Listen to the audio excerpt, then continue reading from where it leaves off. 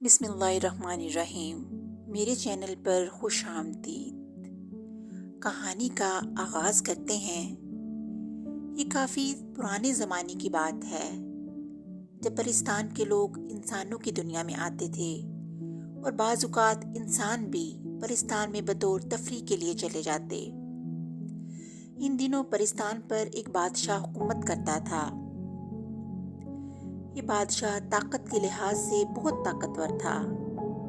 इसके अलावा कई लाख फौज भी इसके मातहत थी और साथ ही साथ बेशुमार हीरे जवाहरात भी इस बादशाह के कब्जे में थे। लेकिन इसके बावजूद वो बहुत रहमदिल और नेक फितरत था। कोई भी गरीब परी यहाँ से खाली हाथ न जाती थी। बादशाह अपनी अवाम को अपनी औलाद की तरह समझता था। यही वजह थी कि तमाम परिस्तार के लोग बादशाह से बहुत मोहब्बत करते थे। अल्लाह ताला ने बादशाह को खूबसूरत 2 बेटियों से नवाजा था। बड़ी बेटी का नाम सितारा परी था, जो कि अपने माँ बाप की तरह बहुत रहमदिल और सादा तबीयत की थी। इसके बरक्स छोटी बेटी, जिसका नाम चांद परी था, वो अपने बाप और बहन की निस्बत बिल्कुल कम अकल और संदिल थी। एक दिन का जिक्र है कि एक गरीब परी, जिसको चंद पैसों की ज़रूरत थी, वो न समझी की वजह से चांद परी के पास आ गई और इससे कुछ उम्मीद बांधी। मगर चांद परी ने इसको कहा कि तुम गरीब हमारे मुल्क में एक गंदगी का डब्बा हो, पैसे मांगने के लिए यहाँ आ जाते हो, जैसे ये तुम्हारे बाप की जागीर है। इतना कहने के बाद चांद परी ने अपने गुलामों को बुलाया और उनको कहा कि इस बदजात को 2 कोड़े लगाकर बाहर निकाल दो। चुनाचा इस परी ने रोना शुरू कर दिया। खुदा के लिए चांद परी, मुझ पर रहम फरमाएं, मुझसे गलती हो गई जो मैंने आपसे पैसे मांग लिए। अभी गुलामों ने परी को पकड़ा ही था कि इतने में सितारा परी इस जगह आ गई। इसने जब इस जगह पर शोर शराबा देखा तो चांद परी से पूछा कि बहन क्या बात है, तुम बहुत गुस्से में हो। चांद परी ने नहायत गुस्से में जवाब दिया कि देखो, तुम मुझसे बड़ी ज़रूर हो, मगर तुमको ये हक नहीं पहुंचता कि तुम मेरे ज़ाती मामलात में दखल दो। इस पर सितारा परी ने जवाब दिया, तुम्हारी इसी आदत की वजह से तमाम परिस्तान तुमको पागल कहते हैं। ये सुनकर चांद परी और ज़्यादा गर्म हो गई और बोली कि देखो, तुम यहाँ से चली जाओ, वरना मुझसे कोई बदतमीजी हो जाएगी। इस पर सितारा परी ने पूछा कि अच्छा ये तो बताओ, इस परी का क्या कसूर है। चांद परी ने जवाब दिया कि इसका सिर्फ यही कसूर है कि यहाँ इनके बाप दादा की जायदाद है, जो भीख मांगने चले आते हैं। ये सुनकर सितारा परी फौरन समझ गई कि मामला क्या है। इसने फौरन गुलामों को कहा कि इस परी को छोड़ दो और अपनी बहन से इस परी की तरफ से माफ़ी मांगी। ये सुनकर गुलामों ने इस परी को छोड़ दिया। सितारा परी इस गरीब परी को लेकर अपने साथ हो गई और कुछ माली अमदाद की और अपनी बहन की तरफ से माफ़ी भी मांगी। इत्तेफाक से इसी वक्त एक फरिश्ता सीरत बुजुर्ग, जो परिस्तान में किसी काम से आया था, वो ये सब मामला देख रहा था। उन्होंने देखा और सोचा कि चांद परी तो बिल्कुल पागल है, बल्कि जालिम है। अगर इस परी को सजा न मिली तो ये परिस्तान में रहने वालों के लिए आफत बन जाएगी। बस उन्होंने दिल में सोचा कि मैं दरबार जाऊंगा। बस दूसरे दिन जब दरबार लगा तो दरबार में बड़ी रौनक थी। सोने की 3 कुर्सियां सामने तख्त पर बिछी थीं और दरमियान में परिस्तान का बादशाह बैठा था। एक तरफ सितारा परी बैठी थी और दूसरी तरफ चांद परी बैठी थी। बादशाह सलामत हर एक की फरियाद सुन रहे थे और बड़े इंसाफ से फैसला कर रहे थे। तमाम लोग खामोशी से बैठे थे कि अचानक सामने से एक सफ़ेद लिबास में एक बुजुर्ग नमूदार हुए और फौरन शाह परिस्तान के सामने पहुंच गए। बादशाह ने बड़े गौर से इनकी तरफ देखा और बड़े इत्तेफाक से इनके आने की वजह पूछी। इस पर वो बुजुर्ग कुछ देर के लिए खामोश रहे। फिर उन्होंने अपनी खामोशी को तोड़ा और कहा, ऐ बादशाह, क्या मैं तुझसे कुछ मांगूं तो तू देगा? इस पर बादशाह ने बड़े प्यार से जवाब दिया, हाँ ज़रूर, अगर मेरे बस में हुआ तो मैं अपनी जान देकर भी इसको ज़रूर दूंगा। इसके बाद ये सुनकर वो बुजुर्ग बोले, मुझे तुम्हारी بڑے جان کی کوئی ضرورت نہیں، میں تو صرف اتنا چاہتا ہوں کہ صرف ایک دن کے لیے آپ مجھے تخت پر بٹھا دیں۔ پرستان کے بادشاہ نے جب یہ سنا تو بڑا حیران ہوا کہ یہ تو بڑی عجیب قسم کی خواہش ہے، مگر بادشاہ کو معلوم تھا کہ آج تک کوئی بھی سوالی اس کے در سے خالی ہاتھ نہیں گیا اور یہ بھی نہیں جائے گا۔ بس بادشاہ نے کہا کہ آئیے جناب، آپ میری کرسی پر بیٹھ جائیں۔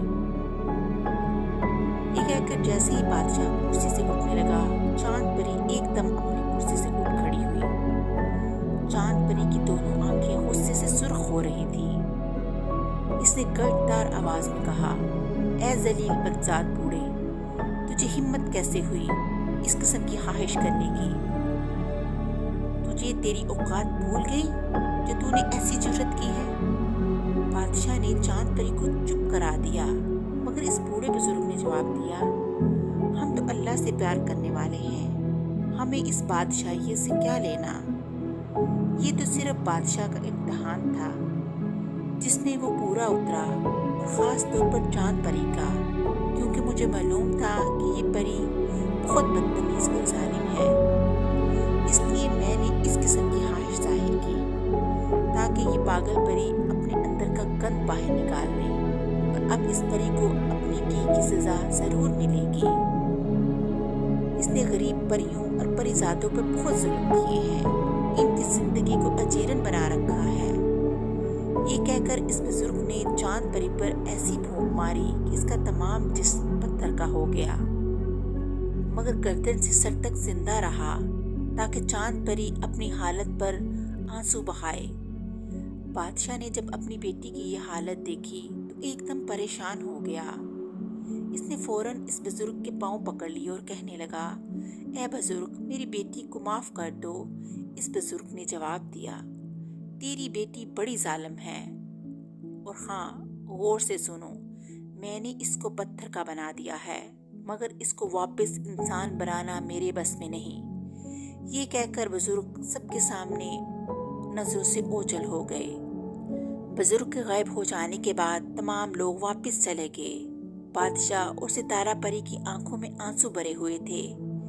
اس کے علاوہ چاند پری بھی اپنی حرکتوں کو یاد کر کے زاروں کی طرح رو رہی تھی، مگر اب پچھتانے کا کیا ہو جب چڑیاں چگ گئی کھیت۔ ستارہ پری نے چاند پری سے کہا کہ بہن، میں نے تم کو کئی بار سمجھایا کہ کبھی کسی سے بدتمیزی نہ کرو، کسی پہ ظلم نہ کرو، مگر تم ہمیشہ میری باتوں کو انسنی کر دیتی تھی۔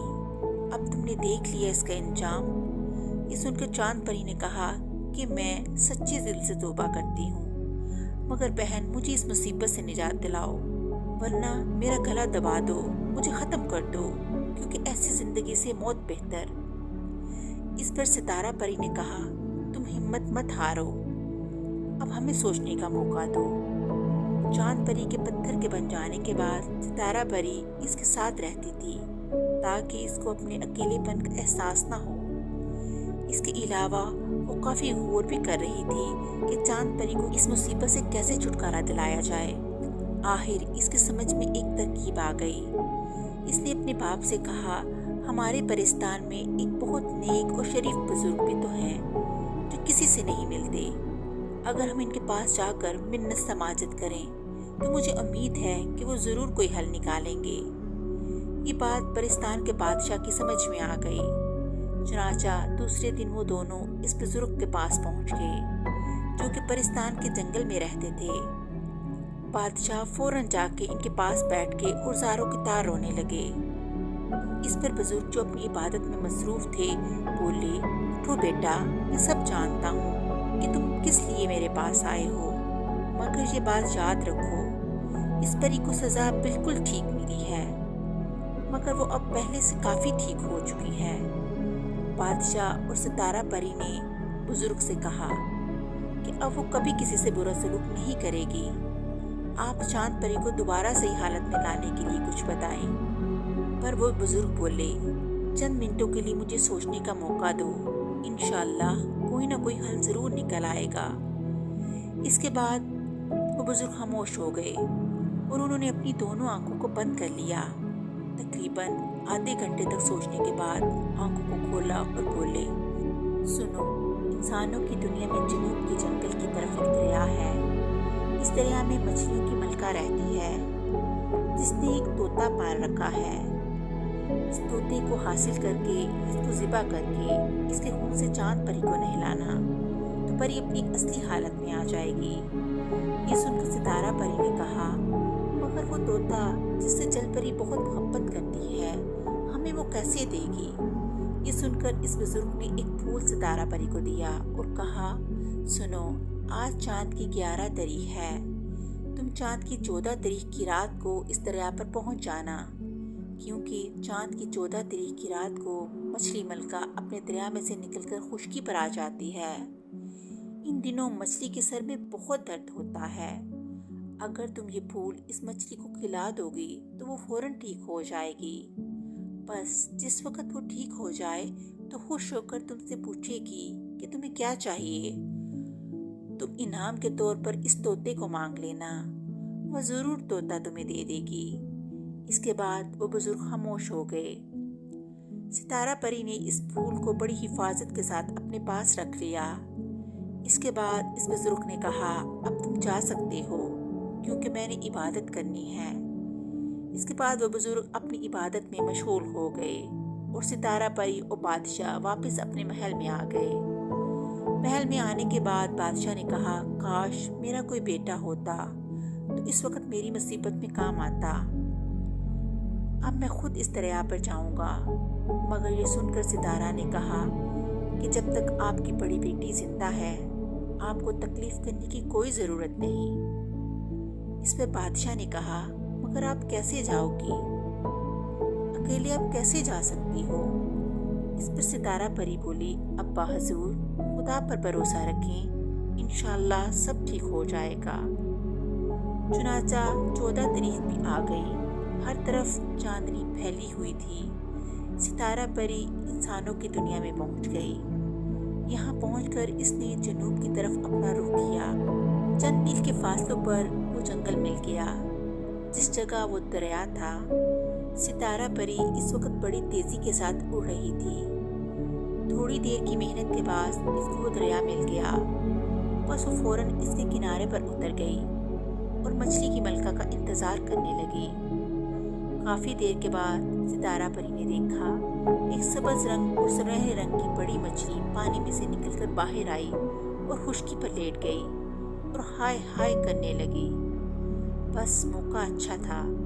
सितारा परी ने जल मलका को कहा, बहन, मुझे मालूम है तुम्हारे सर में दर्द है। मैं परिस्तान से ये फूल लेकर आई हूँ, तुम इसको खा लो, इंशाल्लाह ठीक हो जाओगी। बस मछली ने फौरन वो फूल खा लिया। चंद मिनटों में मछली बिल्कुल ठीक हो गई। अब सुनहरी मछली ने परी से इसके आने की वजह पूछी तो परी ने शुरू से लेकर आखिर तक सब कुछ बता दिया। मलका मछली ने कुछ देर सोचा, इसके बाद दोबारा दरिया में चली गई। कुछ देर के बाद वो जब बाहर आई तो तोता इसके हाथ में था। इसने तोता सितारा परी के हवाले कर दिया। सितारा परी ने इसका शुक्रिया अदा किया और तोते को लेकर अपने महल में पहुंच गई। वहां बादशाह इसका इंतजार कर रहा था। बस इसके बाद तोते को ज़बह किया गया और इससे चांद परी को नहलाया गया। वो फौरन ठीक हो गई। चांद परी ठीक होने के बाद अपने बाप, अपनी बहन से भी ज़्यादा नेक और शरीफ हो गई। अब वो किसी पर जुल्म नहीं करती थी, बल्कि गरीबों की मदद करती थी और अपने बड़ों से अदब और तमीज़ से पेश आती थी। इस तरह चांद परी को अपने किए की सज़ा मिल गई और कहानी का अख्ताम हो गया। नई कहानी के साथ फिर मिलेंगे, तब तक के लिए अल्लाह हाफ़िज़।